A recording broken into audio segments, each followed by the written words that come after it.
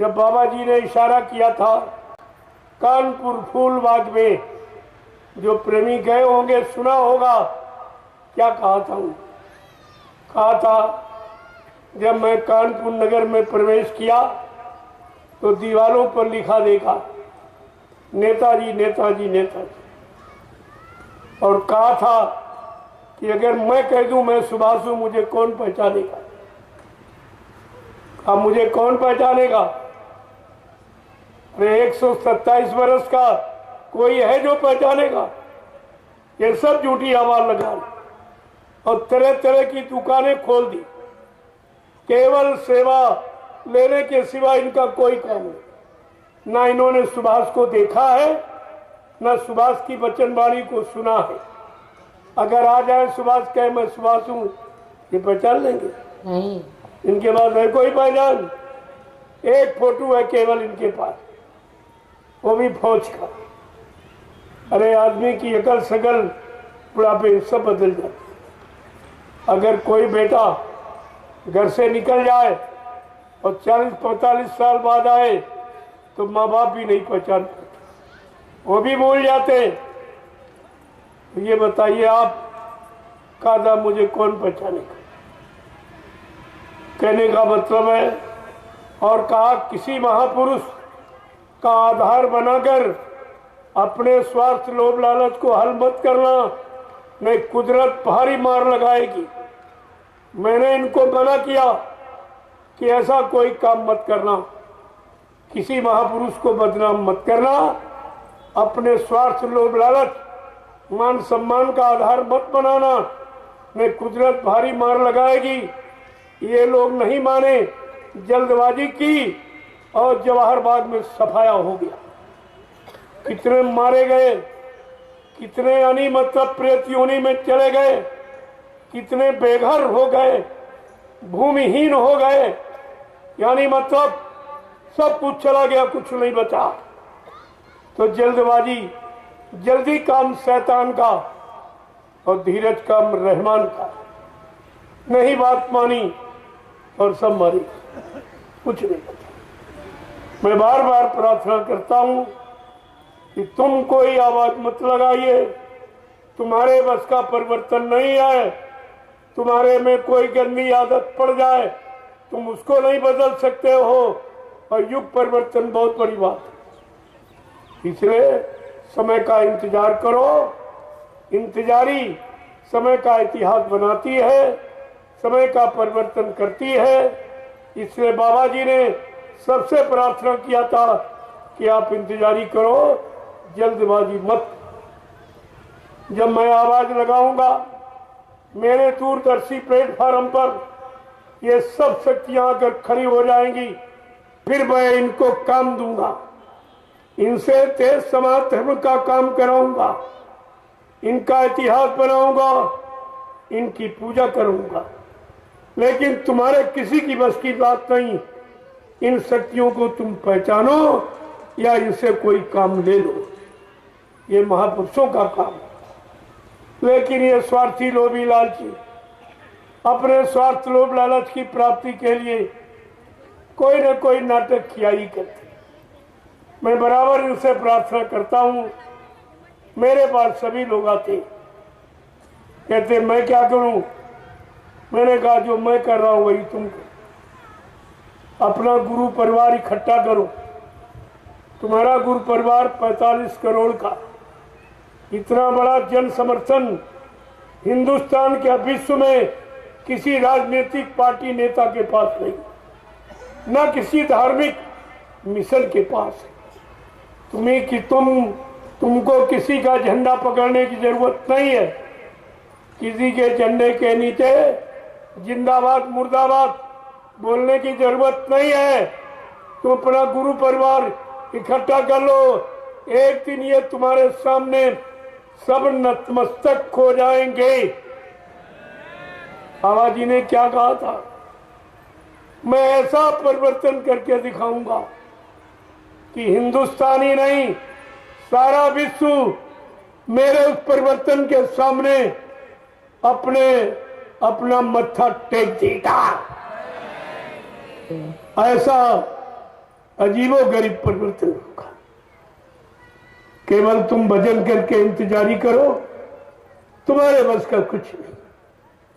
अब ये हल्ला मचाने का समय नहीं है, ये करके दिखाने का, ये दिखाने का यानी करने का समय है। ये हल्ला मचाने का, ये जिंदाबाद मुर्दाबाद कहने का समय नहीं। ये शब्द किसके लिए प्रयोग करोगे आप? यहाँ सब स्वदेशी हैं, अब तो कोई विदेशी नहीं। फिर आप जिंदा मुर्दाबाद किसके लिए कहते? अपने लोगों के लिए, अपने देश के रहने वालों के लिए ऐसा सब प्रयोग करते हो, ये आपके लिए शोभा नहीं देता। कोई विदेशी नहीं है, किसी को नहीं भगाना है, बल्कि इनके अंदर देश प्रेम और समाज प्रेम और मानव प्रेम सिखाना है। इनको इसकी जरूरत है। अब भगाने की तोड़ फोड़ आंदोलन, धरना गिराव, रैली फैली निकालने का समय नहीं है। इससे राष्ट्रीय संपत्ति का दुरुपयोग होता है। जो राष्ट्रीय संपत्ति का दुरुपयोग करता है वो राष्ट्रभक्त कभी नहीं माना जाएगा। इस बात को हमेशा ध्यान में रखिए। इसलिए संत महात्मा कभी ऐसी शिक्षा देते ही नहीं। वो तो राष्ट्रभक्ति सिखाते, समाज भक्ति, परिवार भक्ति, मानव भक्ति, ईश्वर भक्ति, गुरु भक्ति, ये सिखाते। उनका काम तो भक्ति कराने सिखाने का, तोड़ फोड़ आंदोलन, धरना गिराव का नहीं होता, क्योंकि इससे देश की संपत्ति का नुकसान होगा। जब देश की संपत्ति का नुकसान हो जाएगा तो देश गरीब हो जाएगा। जब देश गरीब हो जाएगा तो उसकी देश को चलाने के लिए महंगाई, गरीबी इनको बढ़ानी पड़ती, टैक्स, जीएसटी लगानी पड़ती, और इनके पास शासन प्रशासन चलाने का कोई तरीका नहीं है। सब तरीके समाप्त हो गए। इनके पास खजाने में 1 रुपया भी नहीं है। इसलिए मैंने प्रार्थना की है देश के जिम्मेदार, मैं आपसे प्रार्थना करता हूं कि चुनाव को टाल दीजिए। आपके लिए अच्छा रहेगा, क्योंकि देश की स्थिति चुनाव कराने के लिए सक्षम नहीं है। इसलिए इसको टाल दीजिए। समय अच्छा नहीं है। अगर नहीं टालोगे तो ये भारत की जनता के चिथड़े उड़ जाएंगे। तुम्हारे पास न पद बचेगा न प्रजा बचेगी, न राजा सुखी रहेगा न प्रजा सुखी रहेगी। इसलिए हमारी प्रार्थना स्वीकार कर लो और चुनाव को टाल दो। ये समय चुनाव का नहीं है, क्योंकि देश की स्थिति बहुत गंभीर है, बहुत ही नाजुक है।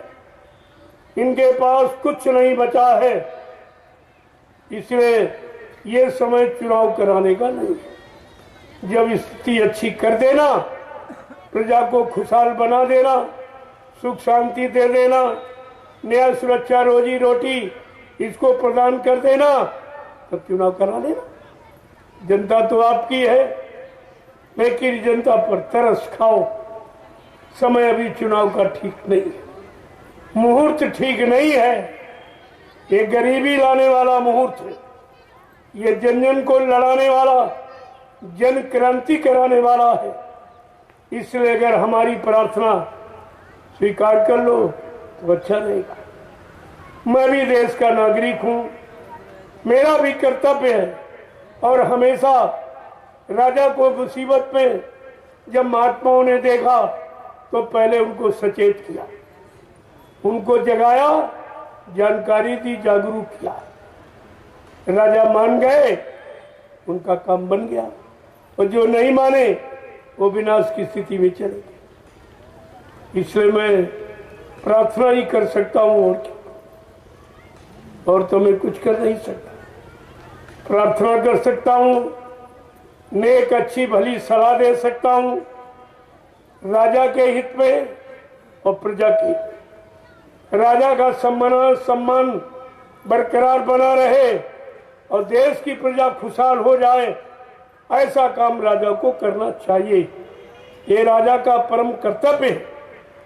नहीं तो जो रामचरितमानस कह रही है उस पर आप विचार कीजिए। मैं नहीं कहता हूं, ये रामचरितमानस कह रही है। आप श्री राम का प्रचार करते हो और श्री रामचरितमानस को समझने का प्रयास करो कि वो क्या कहती है कि जासु राज प्री प्रजा दुखारी, स्वर्ग न पवस नरक अधिकारी। जिसके राज में प्रजा दुखी होगी वो राजा नरक में जाएगा।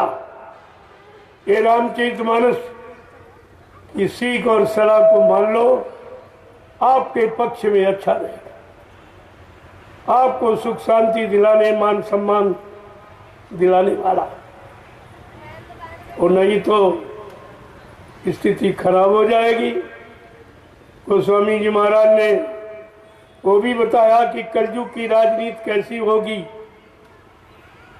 बहुमत थी अमत बालमत, पिन नरेश का राज, सुख संपदा को कहे जान बचे बड़भाग। कितना साफ कह रही रामचरितमानस। मैं नहीं कह रहा हूं, ये रामचरितमानस कह रही। मैं तो याद करा हूं उनके वचनों को, गोस्वामी जी महाराज के वचनों को याद करा रहा। पहले कलयुग में बहुमत होगा, फिर स्त्री का राज्य होगा, फिर बच्चे का राज्य होगा, इसके अंत में बिना नरेश का राज, कोई राजा नहीं होगा। उस समय क्या होगा?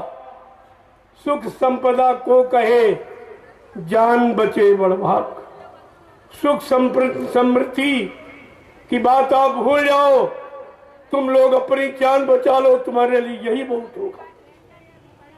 कितना स्पष्ट संदेश दे रही रामचरितमानस। श्री राम को मानने वालों, श्री राम के नाम पर नोट चंदा लेने वालों, तुम्हें तो कम से कम उनके वचनों को याद रखना चाहिए, तब तो श्री राम की मान्यता मानी जाएगी। ऐसे नहीं। इसलिए और कहा जो धर्मी कर्मी है, जो शाकाहारी सदाचारी है, अच्छे नेक भले भक्त हैं श्री राम की, उनके लिए क्या लिखा है ये भी आपको सब पढ़ना चाहिए कि सुन खग पाती ये समुझी प्रसंगा और बुध नहीं कर ये अधम कर संगा।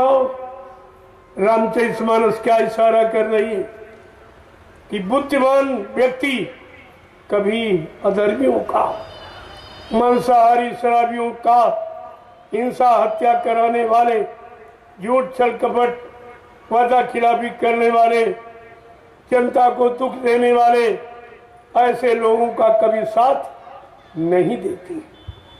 ये भी रामचरितमानस आपको बता रही। नहीं मानोगे तो रामचरितमानस की तरफ से भी आपको सजा ही मिलेगी। आपका खराब समय कोई बदल नहीं सकता। एक एक वचन पर विचार कीजिए। मैं रामचरितमानस के एक एक वचन को तुम्हारे सामने रख रहा हूं, इसको ध्यान में रखिए, आपके लिए अच्छा रहेगा। नहीं श्री राम को अगर बदनाम किया तो ये तो बहुत बड़ी सजा मिलेगी। देखा हमने रावण को क्या सजा राम ने दी, कुंभकर्ण को क्या सजा दी, बाली को क्या सजा दी, लंका में जो पूरे लोगों, पूरे व्यक्तियों का साथ देने वालों को क्या सजा दी। ये तो इतिहास तुम्हारे सामने साक्षी है।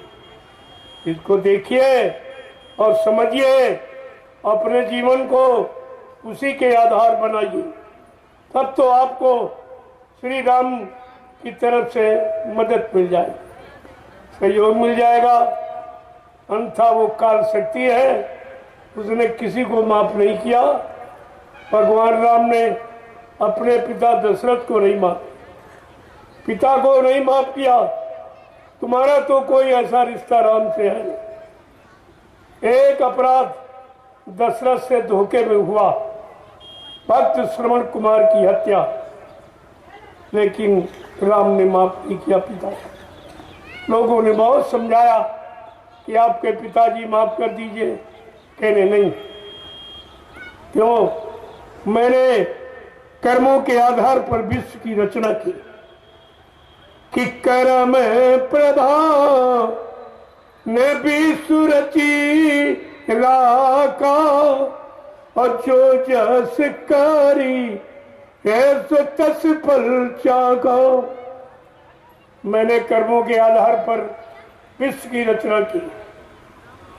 मैं अच्छे का अच्छा परिणाम और बुरे का बुरा परिणाम न माफ कर सकता हूँ, न अदला बदली कर सकता हूँ, न खत्म कर सकता। हमको अधिकार कर्मों का फल, जजमेंट, फैसला लेने का अधिकार दिया है, माफ करने का नहीं। देखिए कितना सख्त नियम है।